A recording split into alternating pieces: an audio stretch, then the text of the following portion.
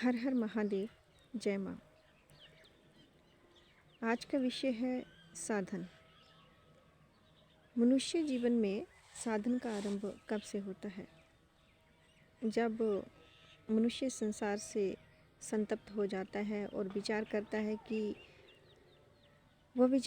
है तब साधना आरंभ होता है।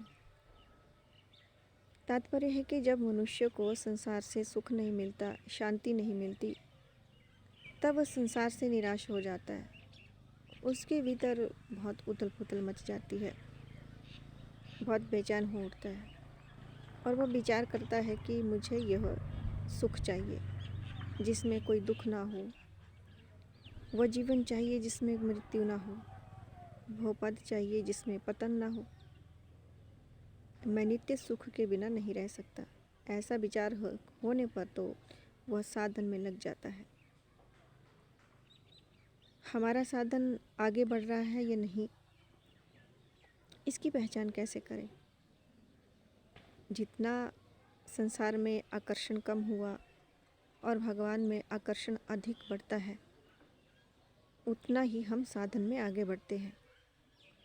साधन में आगे बढ़ने पर व्यवहार में राग द्वेष कम होते हैं, चित्त में शांति प्रसन्नता होती है। सांसारिक लाभ हानि में हर्ष या शोक भी कम हो जाते हैं। कुछ लोग कहते हैं कि भजन सत्संग आदि तो करें। जो पाप करते हैं हम पाप करते ही नहीं, फिर भजन क्यों करें? मन साफ होना चाहिए। मन चंगा तो कठौती में गंगा। पाठ पूजा करने से क्या होता है? उससे क्या लाभ होगा पूजा पाठ करने से? उनको ये कहना चाहिए कि संपूर्ण पापों का मूल कामना के आपके भीतर ही है। काम ऐशा क्रोध ऐशा। फिर आप पापों से रहित कैसे हुए? भोग भोगना और संग्रह करना असली पाप है। इन दोनों की सिवाय आप क्या करना चाहते हो और क्या करते हो? सिवाय कामना और मन में क्या है? कामना मन में है तो फिर मन चंगा कैसे हो सकता है? जो पाठ पूजा संध्या वंदन आदि कुछ नहीं करता, उसमें और पशुओं में क्या फ़र्क हुआ? पशु भी मुंह नहीं धोते, अशुद्धि रोज आती है, इसलिए रोज़ शौच स्नान करना पड़ता है, रोज़ बर्तन मांजने पड़ते हैं। मनुष्य प्रतिदिन जो क्रियाएं करता है उसे दोष आता ही है। इस दोष की शुद्धि के लिए प्रतिदिन पाठ पूजा भजन ध्यान आदि करना आवश्यक है। मन साफ होना चाहिए। पूजा पाठ करने से क्या लाभ? ऐसी बातें तभी पैदा होती हैं जब मन मैला होता है। अगर मन साफ हो तो शास्त्र विरुद्ध कार्य हो ही नहीं सकता। अगर मन में शास्त्र विरुद्ध बात होती है और पैदा होती है तो वह मन की मलिनता का प्रमाण है। जप ध्यान आदि साधन स्वयं तक तो पहुँचते नहीं, फिर उसको करने की सार्थकता क्या है? ये भी एक प्रश्न है।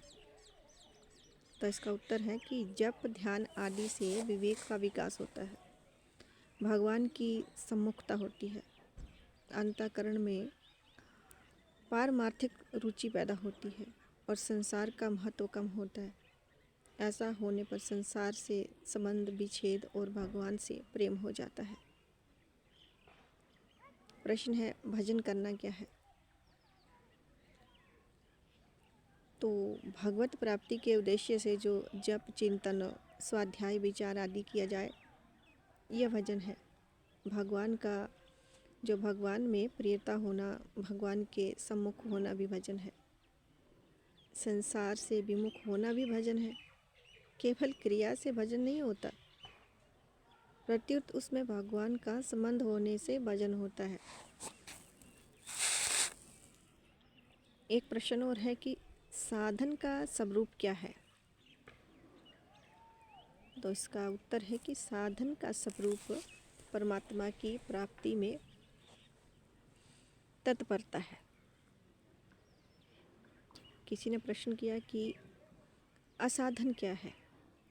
जो मिला है और जो बिछुड़ जाएगा उसको अपना मानना और जो मिलने बिछुड़ने वाला नहीं है उसको अपना ना मानना असाधन है।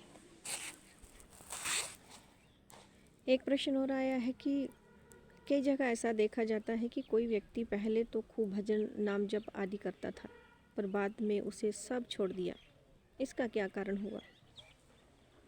इसका कारण है कामना। जैसा चाहते हैं वैसा होता नहीं, तब भजन करना छोड़ देते हैं। कारण है कि कामना वाले व्यक्ति के लिए भगवान साध्य नहीं है, प्रत्युत केवल कामना पूर्ति साधन है। इसलिए गीता ने कामना के त्याग पर विशेष जोर दिया है। ऐसे व्यक्ति जो भक्तों की कथाएं, इन व्यक्तियों को जो ऐसे जिनका ये प्रश्न होता है उनको भक्तों की कथाएं ज़रूर सुननी चाहिए। एक प्रश्न और है कि कोई मनुष्य यह निर्णय ना कर सके कि मैं किसको इष्ट मानूं, कौन सा साधन करूं, तो वह क्या करे? उत्तर है अपना आग्रह छोड़कर रात दिन नाम जप करना शुरू कर दे। इसमें कुछ देरी तो लगेगी पर मार्ग मिल ही जाएगा। किसी का प्रश्न है कि लोगों की प्रायः ये दुविधा रहती है कि महिमा सुन सुनकर वे अनेक देवी देवताओं की उपासना शुरू कर देते हैं, पर बाद में उनको छोड़ना चाहते हुए भी वो इस बात को नहीं छोड़ पाते कि कोई देवी देवता अगर उनको वो छोड़ देते हैं, उनकी उपासना करना छोड़ देते हैं तो वो नाराज़ हो जाएंगे, उनको वो नुकसान पहुंचाएंगे। ऐसी स्थिति में उन्हें क्या करना चाहिए?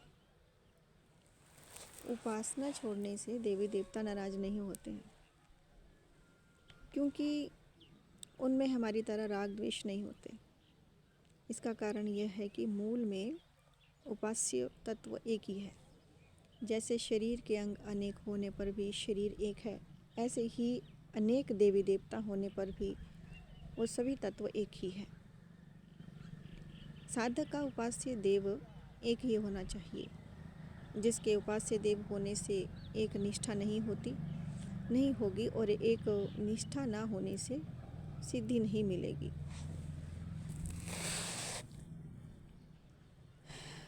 एक प्रश्न और है कि संतों से दो प्रकार की बात सुनने को मिलती है।